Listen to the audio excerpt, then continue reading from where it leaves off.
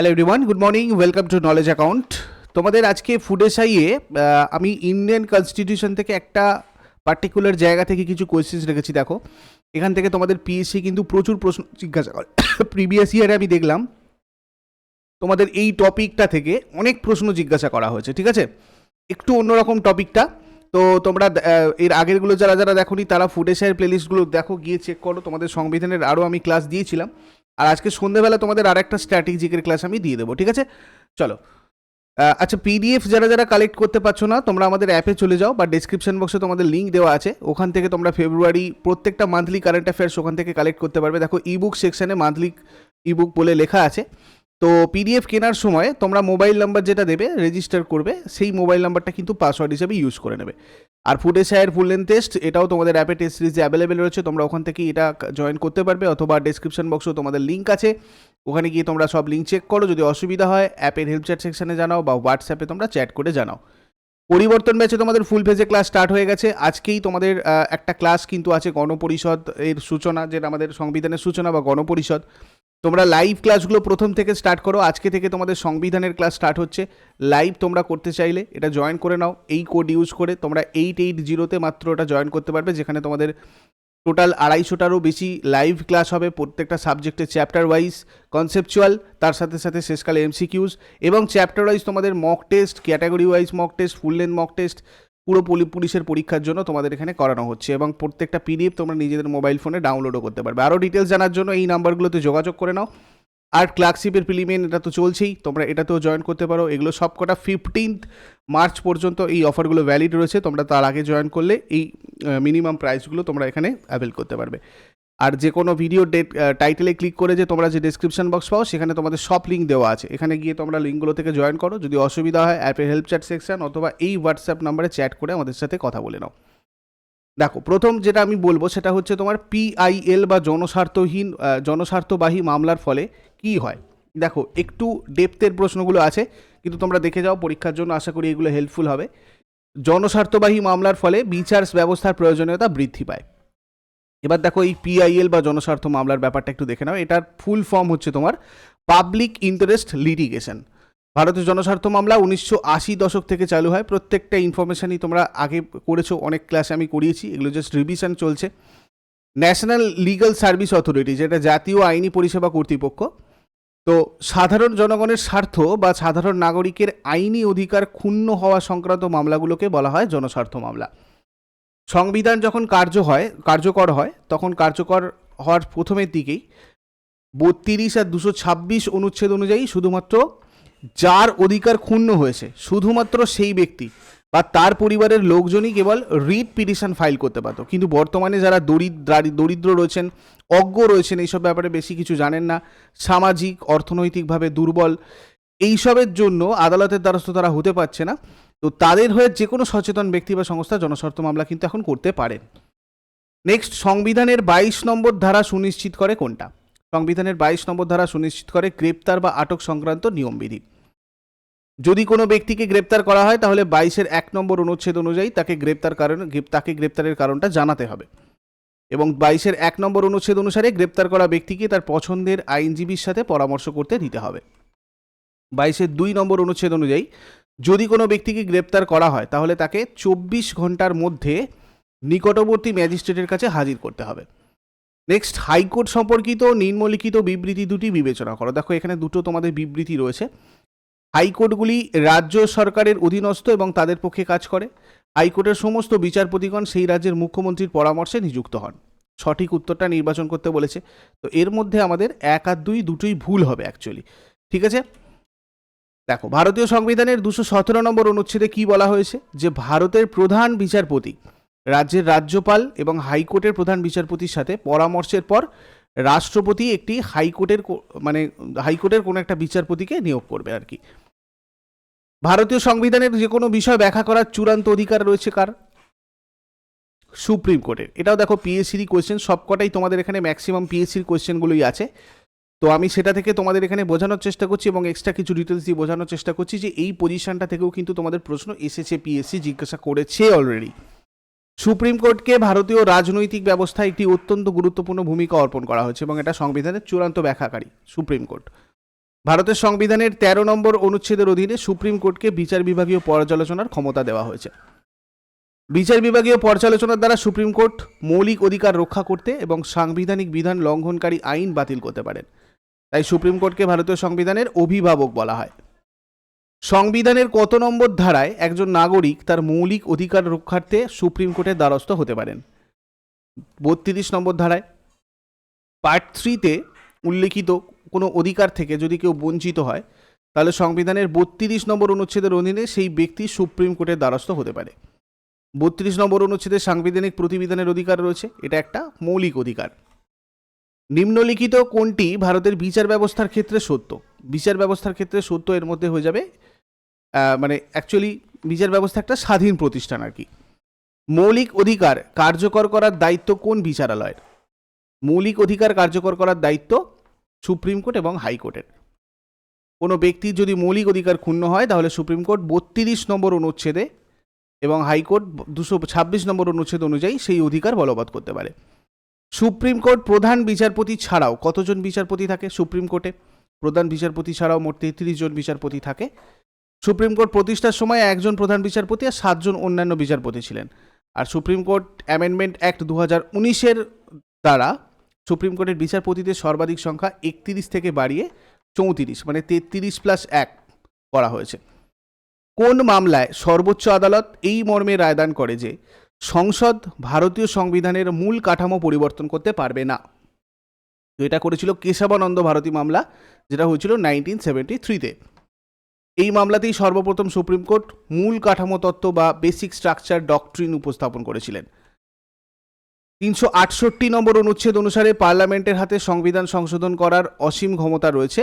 এই ক্ষমতা প্রয়োগ করে পার্লামেন্ট পুরোপুরিভাবে সংবিধান বদলে দিতেও পারে। এই ক্ষমতার অপব্যবহার যাতে না হয় সেই জন্য সুপ্রিম কোর্ট 1973-তে কেশবানন্দ ভারতী মামলার রায় বলেন যে পার্লামেন্ট সংবিধান সংশোধন করতে পারলেও এর মূল কাঠামো পরিবর্তন করতে পারবে না, অর্থাৎ মূল কাঠামো অপরিবর্তিত রেখে যা করার করতে হবে আর কি। মূল কাঠামো তত্ত্ব বা বেসিক স্ট্রাকচার হচ্ছে ভারতীয় সংবিধানের এমন কিছু বৈশিষ্ট্য যেটা বিভিন্ন সময় বিভিন্ন মামলার রায়দানে সুপ্রিম কোর্টের ব্যাখ্যার দ্বারা যুক্ত হয়েছে এবং এগুলি কখনোই পরিবর্তন করা যাবে না। নেক্সট, কোনো ভারতীয় নাগরিককে দেশের সর্বোচ্চ আদালত মৃত্যুদণ্ড দিলেও কে তাকে ক্ষমা করতে পারেন? রাষ্ট্রপতি তাকে ক্ষমা করতে পারেন।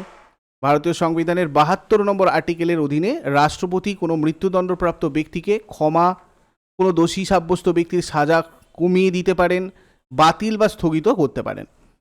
শাসনতন্ত্রের চূড়ান্ত ব্যাখ্যা করার অধিকারী কে? শাসনতন্ত্রের চূড়ান্ত ব্যাখ্যা করার অধিকারী হচ্ছে সুপ্রিম কোর্ট। ভারতের প্রধান বিচারপতি কত বছর বয়সে অবসর গ্রহণ করেন? 65 বছর বয়সে অবসর গ্রহণ করেন। 124-এর 2 নম্বর আর্টিকেলে রয়েছে ভারতের প্রধান বিচারপতি ও সুপ্রিম কোর্টের অন্যান্য বিচারপতিরা 65 বছর বয়সে অবসর গ্রহণ করেন। হাইকোর্টের বিচারকগণ কত বছর বয়সে অবসর নেন? 62 বছর বয়সে হাইকোর্টের বিচারকগণ অবসর নেন। সংবিধানের 217-র 1 নম্বর আর্টিকেল অনুযায়ী হাইকোর্টের প্রধান বিচারপতি আর অন্যান্য বিচারপতিরা 62 বছর বয়সে অবসর গ্রহণ করেন। কোন ক্ষেত্রে সুপ্রিম কোর্ট ফেডারেল কোর্ট হিসাবে কাজ করে?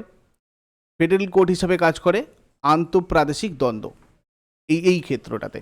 ভারতীয় ভূখণ্ডের মধ্যে কোনো রাজ্যের সাথে রাজ্যের বা কোনো রাজ্যের সাথে কেন্দ্রের যদি মানে একাধিক মানে রাজ্যের সাথে কেন্দ্রের বা কোনো রাজ্যের সাথে কেন্দ্রের বা একটা রাজ্যের সাথে অন্য একটা রাজ্যের যদি বিবাদ দেখা দেয় তার নিষ্পত্তি করে হচ্ছে সুপ্রিম কোর্ট।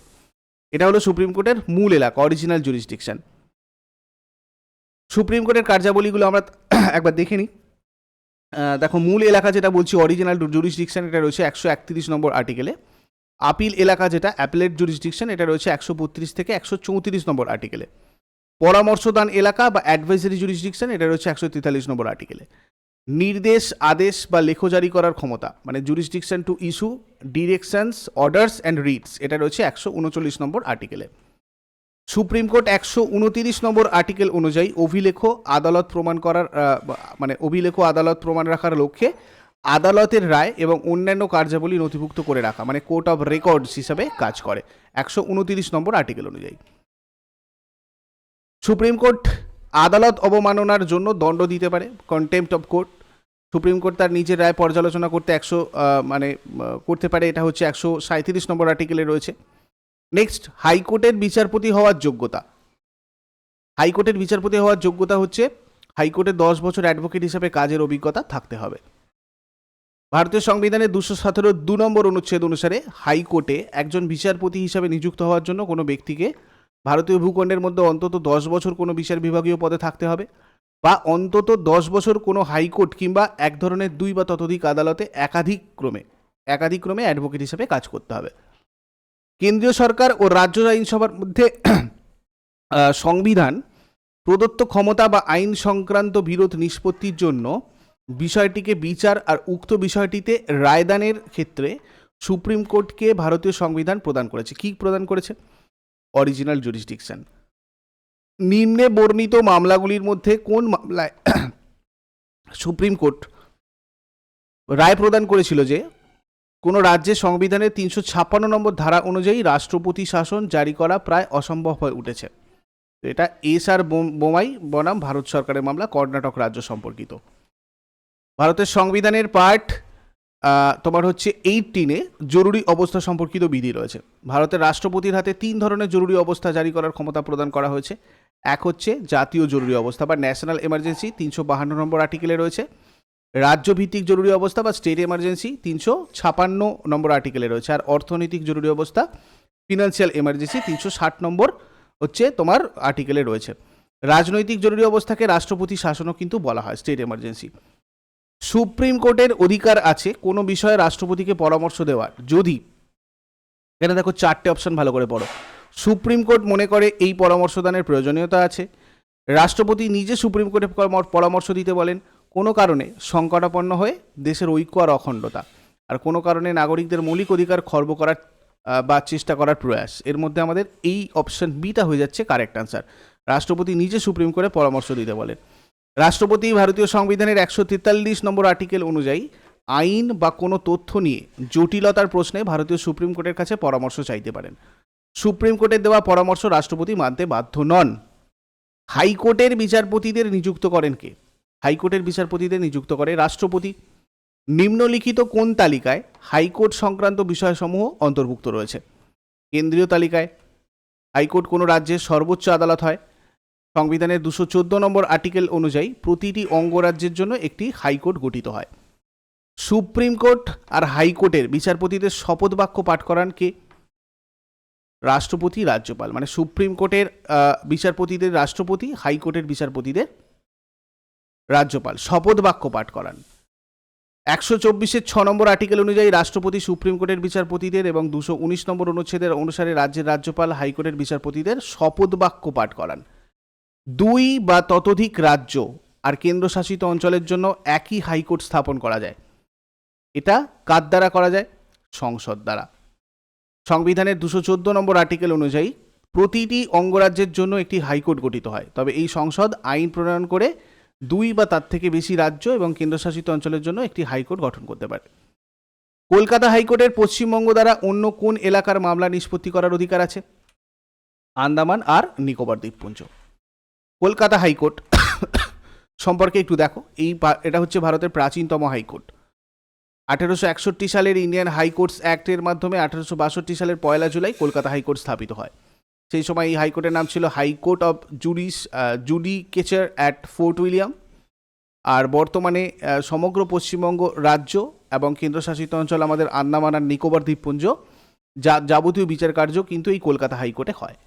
1950 সালের 2রা মে আন্দামান আর নিকোবর রাজধানী পোর্ট ব্লেয়ারে কলকাতা হাইকোর্টের একটা সার্কিট বেঞ্চও স্থাপিত হয়েছিল। 2019 সালের 7ই ফেব্রুয়ারি রাষ্ট্রপতি রামনাথ কোবিন্দ দার্জিলিং, কালিম্পং, জলপাইগুড়ি, আলিপুরদুয়ার এবং কোচবিহার এই 5টা জেলার এখতিয়ার সহ পশ্চিমবঙ্গের জলপাইগুড়িতে কলকাতা হাইকোর্টের একটা নতুন সার্কিট বেঞ্চ স্থাপন করার সম্মতি দেন। এটা কিন্তু তোমাদের এবারে সম্ভবত কেপিতে বা তোমাদের WBCS-এ কিন্তু জিজ্ঞাসা করা হয়েছিল এই জলপাইগুড়ির ব্যাপারটা। কলকাতা হাইকোর্টের প্রধান বিল্ডিংটি পশ্চিমবঙ্গের রাজধানী কলকাতার বিবাদীবাগে রয়েছে। কলকাতা হাইকোর্টের প্রথম প্রধান বিচারপতি ছিলেন বার্নস পিকক। কলকাতা হাইকোর্টের বর্তমান প্রধান বিচারপতি TS শিবজ্ঞানম। হাইকোর্ট কোন ধরনের আদালত? হাইকোর্ট হচ্ছে একটা অভিলেখ আদালত। অভিলেখ আদালত অর্থাৎ ভারতের হাইকোর্ট হচ্ছে ভারতের প্রতিটা রাজ্য আর কেন্দ্রশাসিত অঞ্চলে সর্বোচ্চ আপিল আদালত। নেক্সট হচ্ছে ফৌজদারি মামলায় সর্বনিম্ন আদালত কোনটা? ফৌজদারি মামলায় সর্বনিম্ন আদালত হচ্ছে ন্যায় পঞ্চায়েত। একজন বিচারক কোনো কেসের রায় দেন কিসের উপর ভিত্তি করে? তথ্য প্রমাণের উপর ভিত্তি করে। কোনো মামলায় বিচারকের ভূমিকা কী? বিচারক কোনো মামলায় খেলার আম্পায়ারের মতো নিরপেক্ষভাবে খোলা আদালতে বিচার কার্য পরিচালনা করেন। বিচারক প্রসিকিউশন এবং ডিফেন্সের দ্বারা উপস্থাপিত সমস্ত সাক্ষী আর প্রমাণ শোনেন। বিচারক উপস্থাপিত প্রমাণের ভিত্তিতে এবং আইন অনুসারে অভিযুক্ত ব্যক্তি দোষী না নির্দোষ সেটা নির্ধারণ করেন। আসামি দোষী সাব্যস্ত হলে বিচারক সাজা ঘোষণা করেন। আইনের নির্দেশের উপর নির্ভর করে তিনি ব্যক্তিকে জেলে পাঠাতে পারেন বা জরিমানা বা উভয়ই দিতে পারেন। নেক্সট, কত খ্রিস্টাব্দে ব্যাংক জাতীয়করণ আইন পাশ হয়? ব্যাংক জাতীয়করণ আইন পাশ হয়েছিল 1969 খ্রিস্টাব্দে। 1985 সালে দিল্লিতে বিচার ব্যবস্থার সংস্কার সাধনের উদ্দেশ্যে অনুষ্ঠিত সম্মেলনে কে লোক আদালত গঠনের প্রস্তাব দিয়েছিলেন? PN ভাগবতী। সাধারণ আদালত ছাড়া বিবাদ নিষ্পত্তি করার জন্য একটা বিকল্প ব্যবস্থা হচ্ছে এই লোক আদালত। 1982 সালে ভারতের গুজরাটের জুনাগড় জেলার উনা শহরে প্রথম লোক আদালত স্থাপন করা হয়। এটাও তোমাদের এবারে WBCS এসেছিল। নিম্নলিখিত কোন সংশোধনীর মাধ্যমে সুপ্রিম কোর্টের বিচার বিভাগীয় পুনর্বিবেচনার ক্ষমতা হ্রাসের সংসদীয় প্রয়াস গৃহীত হয়েছিল? এটা হয়েছিল 24তম সংশোধনীর মাধ্যমে। হাইকোর্টের বিচার ক্ষমতা বা এখতিয়ারকে সম্প্রসারিত করতে পারেন কে? সংসদ। নিচের কোন বিষয়টি সুপ্রিম কোর্ট আর হাইকোর্ট উভয়েরই এখতিয়ারভুক্ত? মৌলিক অধিকার সংরক্ষণ। ভারতের কোন রাজ্যের নিজস্ব সংবিধান ছিল? জম্মু ও কাশ্মীর। ভারতীয় ইউনিয়নে শুধুমাত্র জম্মু আর কাশ্মীরের নিজস্ব সংবিধান ছিল। এই সংবিধান 1956 সালের 17ই নভেম্বর একটা গণপরিষদ কর্তৃক আনুষ্ঠানিকভাবে গৃহীত হয়েছিল এবং 1957 সালের 26শে জানুয়ারি এটা কার্যকর হয়েছিল। ভারতের বর্তমান সুপ্রিম কোর্টের প্রধান বিচারপতিকে? DY চন্দ্রচূড়। ভারতের বর্তমান প্রধান বিচারপতি, ইনি 50তম প্রধান বিচারপতি। বর্তমানে ভারতে হাইকোর্টের সংখ্যা কত? টোটাল হাইকোর্ট রয়েছে 25টা। ভারতের বিভিন্ন রাজ্যের হাইকোর্ট আর তাদের ক্ষমতাধীন এলাকাগুলো একবার চট করে চোখ বুলিয়ে নাও। কলকাতাতে যে হাইকোর্ট রয়েছে, কলকাতাতে রয়েছে। এখানে তোমার পশ্চিমবঙ্গ আর আন্দামান নিকোবর দ্বীপপুঞ্জের বিচার কার্য পরিচালনা হয়।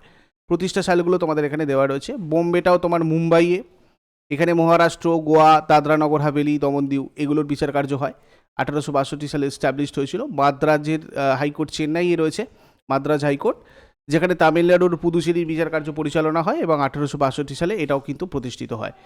এলাহাবাদ হাইকোর্ট এলাহাবাদেই রয়েছে উত্তরপ্রদেশের জন্য, 1866 সালে প্রতিষ্ঠিত হয়। কর্ণাটকেরটা রয়েছে বেঙ্গালুরুতে, কর্ণাটকের জন্য 1884 সাল। পাটনার রয়েছে তোমার বিহারে, 1916 সাল। জম্মু কাশ্মীরের রয়েছে তোমার শ্রীনগর জম্মুতে, জম্মু কাশ্মীরের জন্য 1928। পাঞ্জাব হরিয়ানার রয়েছে চণ্ডীগড়ে, পাঞ্জাব হরিয়ানা আর চণ্ডীগড়ের জন্য 1987 সাল, 1947 সাল। গুয়াহাটি রয়েছে, গুয়াহাটিতে। অসম, নাগাল্যান্ড আর মিজোরামের জন্য 1948 এস্টাবলিশড। উড়িষ্যার রয়েছে কটকে, উড়িষ্যার জন্য 1948।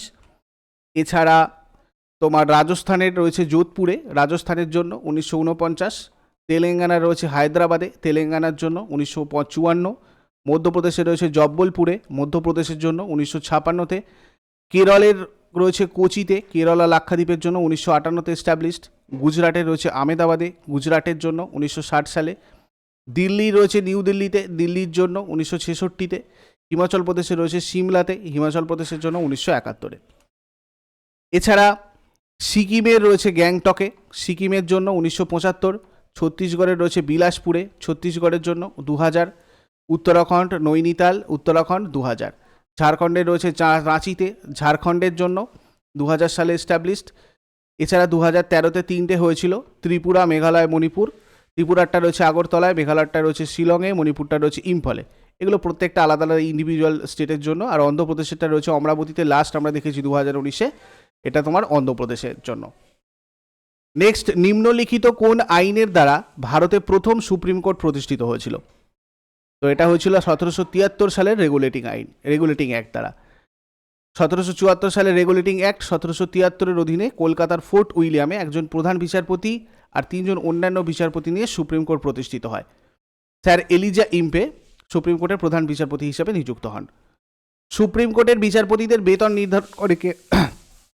সুপ্রিম কোর্টের বিচারপতিদের বেতন নির্ধারণ করে পার্লামেন্ট। সুপ্রিম কোর্টের প্রধান বিচারপতি এবং অন্যান্য বিচারপতিদের মাসিক বেতন যথাক্রমে 2.8 লক্ষ টাকা এবং 2.5 লক্ষ টাকা।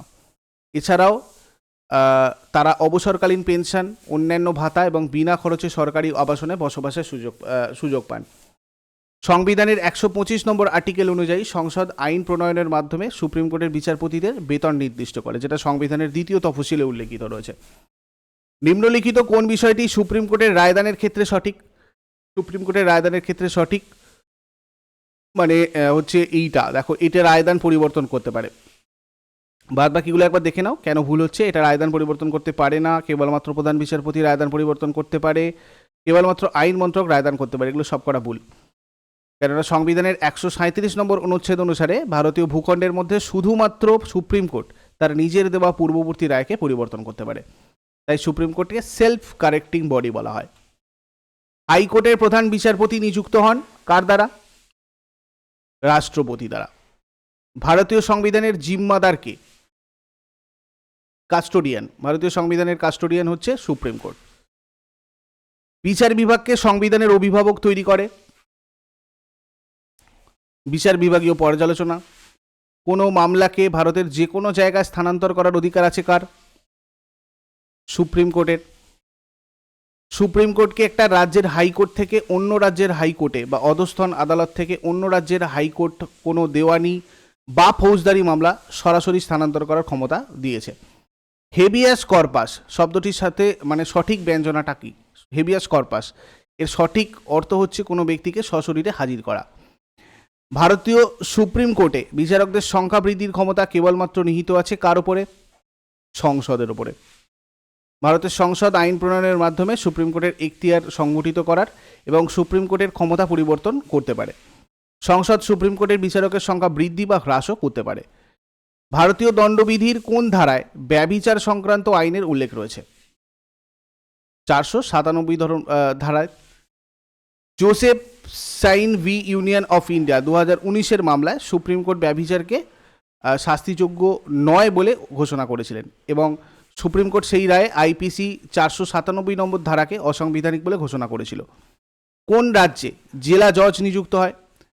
জেলা জজ নিযুক্ত হয় রাজ্যপাল দ্বারা।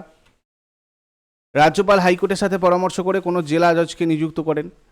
নিচের কোনটি ব্যতীত বাকি সবগুলি হচ্ছে লোক আদালতের লক্ষ্য? সাধারণ মানুষের হাতে শাসন ক্ষমতা প্রদান। ভারতের সর্বোচ্চ আপিল আদালত কোনটি? Supreme court. কে হাইকোর্টের বিচারপতিদের বদলি করতে পারেন? ভারতের প্রধান বিচারপতির সাথে পরামর্শক্রমে রাষ্ট্রপতি। হাইকোর্টের বিচারপতিদের অসদাচরণ বা অসামর্থ্যের কারণে সংসদের উভয় কক্ষের সুপারিশের ভিত্তিতে অভিযুক্ত বিচারপতিকে পদচ্যুত করতে পারেন কে? রাষ্ট্রপতি। যে কোনো রাজ্যের নির্বাচনী আবেদনের উপর সিদ্ধান্ত নেওয়ার ক্ষমতা আছে কার? হাইকোর্টের। ঠিক আছে, তো এই কয়েকটা কোয়েশ্চেন্স আজকে তোমাদের করালাম। আরও কোয়েশ্চেন্স কিছু আছে, আমি করিয়ে দেবো তোমাদের 2-3 দিনের ভেতরে, এবং তোমাদের একটা ম্যারাথনও রাখবো জিকের ক্লাস। যারা যারা এগুলো নোটিফিকেশান ঠিকঠাক পাচ্ছ না, আমাদের টেলিগ্রাম চ্যানেলে যুক্ত থেকো, আর নতুনরা সাবস্ক্রাইব করে বেল আইকন প্রেস করে রাখো। তোমাদের আরও অনেক ক্লাস আসছে আর এই আপকামিং 2-3 দিনের মধ্যে। কেমন? চলো, থ্যাংক ইউ সো মাচ। আজকে 7টার সময় তোমাদের আর একটা স্ট্যাটিক জিকের ক্লাস আমি প্রোভাইড করবো। সবাই অ্যালার্ট থেকো, ওগুলো প্র্যাকটিস করে নেবে।